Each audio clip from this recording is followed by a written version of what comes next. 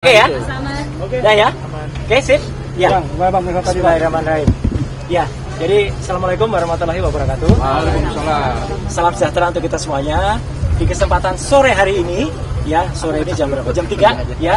Saya secara pribadi dan kami secara keseluruhan itu mengaturkan terima kasih yang sebesar-besarnya khususnya kepada Bapak Kapolri, ya, Pak Sigit, ya, Kapolda Metro Jaya, Pak Karyoto, dan semua penyidiknya yang telah menjalankan tugas secara sangat profesional.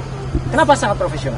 Ya, karena saya tadi memang melakukan apa yang menjadi hak saya untuk menjawab pertanyaan-pertanyaan dalam undangan klarifikasi, dan alhamdulillah penyidiknya, saya nggak perlu sebut namanya ya, itu adalah juga melakukan sesuai dengan apa yang saya katakan. Jadi saya menjawab dengan detail semua apa yang ditanyakan sepanjang itu berhubungan dengan surat undangan yang diberikan kepada saya.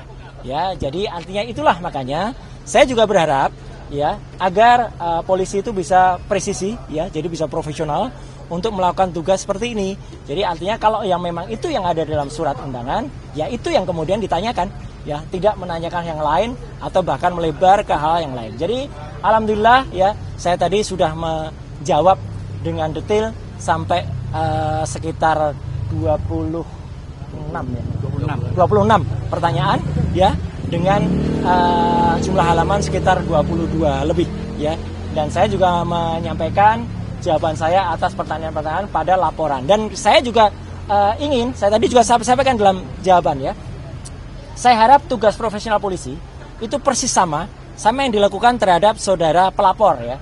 Pelapor itu melaporkan belum ada yang terlapor gitu. Jadi melaporkan atau membuat laporan ini pada tanggal 30 April 2025 dan langsung terbit hari itu juga ya surat perintah penyelidikan pada tanggal yang sama. Ini luar biasa. Ya, kalau ini dilakukan untuk semua masyarakat tentu akan sangat senang karena laporan bisa cepat dan kemudian tegas, presisi langsung. Hari itu juga lapor ke SPKT, hari itu juga langsung buat BAP, hari itu juga kemudian terbit surat perintah penyelidikan dan bahkan undangan.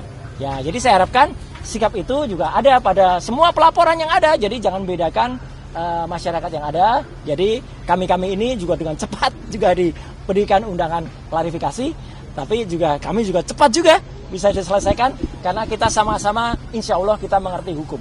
Ya, kalau kita mengerti hukum ya begini. Jadi artinya apa yang ditanyakan, apa yang dijawab, saya tidak perlu menjawab apa yang tidak ditanyakan, apa yang tidak ada dalam surat. Itu aja saya kira. Konfirmasi Mas, ya. Pelapor di tanggal 30 itu siapa? Pelapor di tanggal 30 itu yang saya baca tadi itulah insinyur tulisannya gitu ya. Ya, Insinyur Haji Joko Widodo.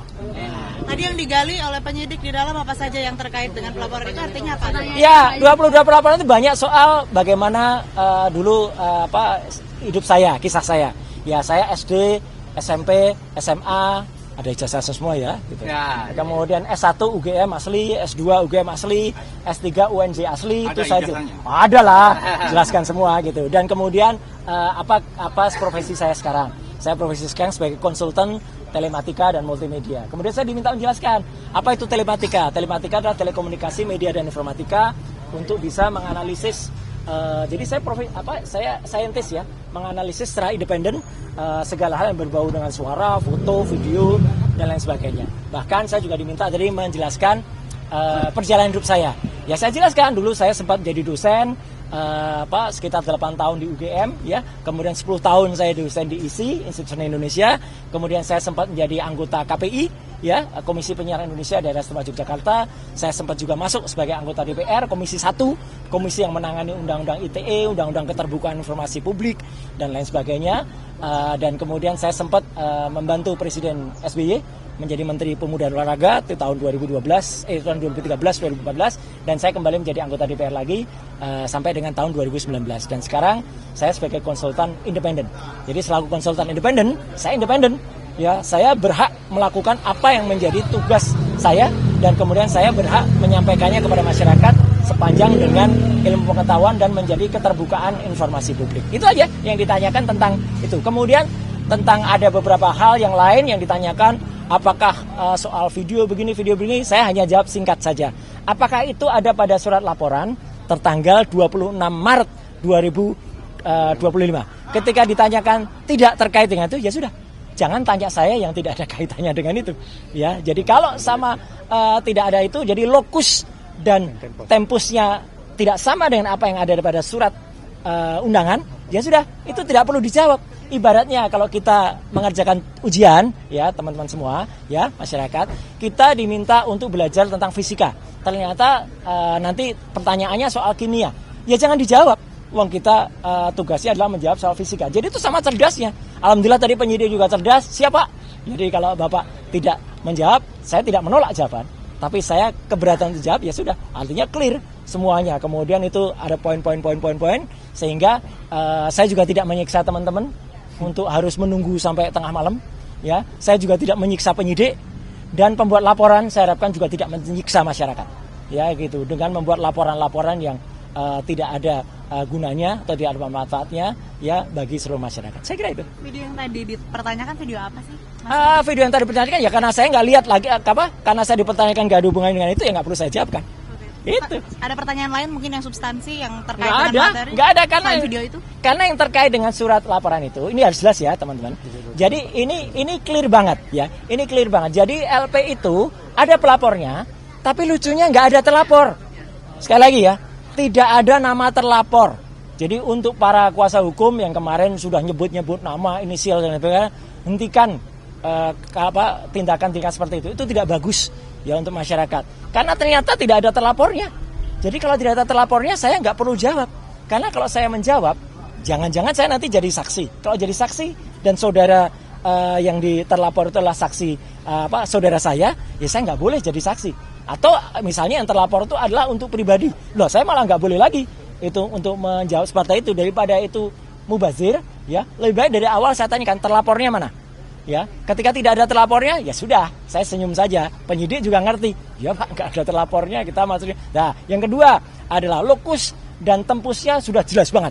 Ya, terjadi di Jakarta Selatan nggak ada Rabunya, tapi tanggal 26 Maret 2025. Udah. Sepanjang tidak ada pertanyaan soal itu, ya nggak perlu kita jawab, ya karena itu pertanyaannya menyangkut soal itu. Kemudian yang paling penting lagi, saya juga mempertanyakan, ini kan ada pasal, ya di samping pasal 311, 310, 27 ayat A, ada juga pasal yang mau dimasukkan ke dalamnya, ya pasal yang diselundupkan. Saya nggak tahu menyelundupkan siapa, ya gitu. Itu pasal 32 dan 35 Undang-Undang ITE. Kebetulan dulu saya ikut merancang Undang-Undang ITE bersama teman-teman yang lain. Pasal itu tujuannya, sekali lagi saya ulangi, adalah untuk transaksi elektronik. Supaya Indonesia itu diselamatkan dari perdagangan internasional dan kita bisa ikut. Bukan pasal untuk mempidanakan orang.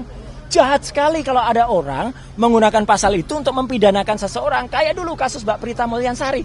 Jahat sekali. Ya Omni Batavia waktu itu mempidanakan Mbak Prita gitu loh. Sama dengan ini. Karena pasal itu ancamannya sangat tinggi. Dan pasal itu misalnya, saya kasih contoh.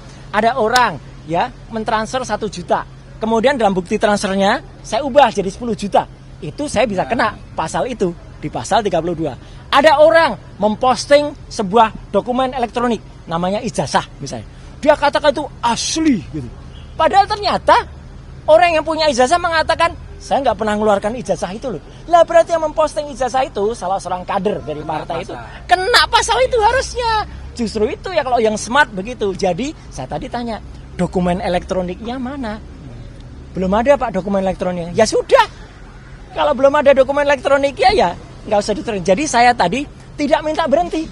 Tapi memang selesai pemeriksaannya. Selesai karena nggak ada lagi yang bisa ditanyakan. Ya, karena jawaban saya smart, sharp pada pertanyaan-pertanyaan yang harusnya ditanyakan. Dan penyidik sekali lagi anak buah Pak Kapolda dan juga anak buahnya Pak Kapolri menjalani tugas dengan baik. Dia juga nggak ngeyel, ya dia tanya, oh iya Pak, baik Pak.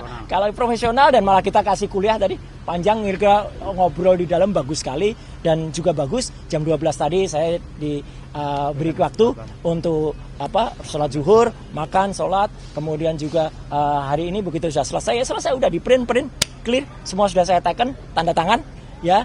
Dan saya berharap hal yang sama terjadi pada teman-teman yang mungkin ikut diundang, ya.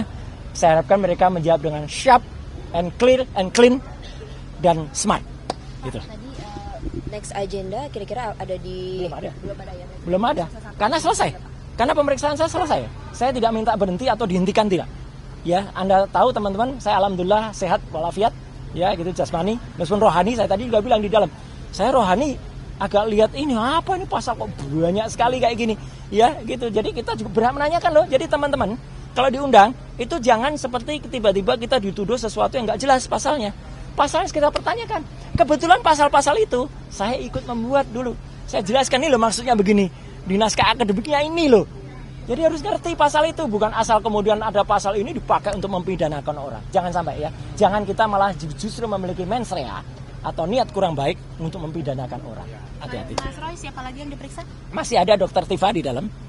Dan moga-moga Dokter Tifa juga sama. Moga-moga bisa smart dan real dan menjawab.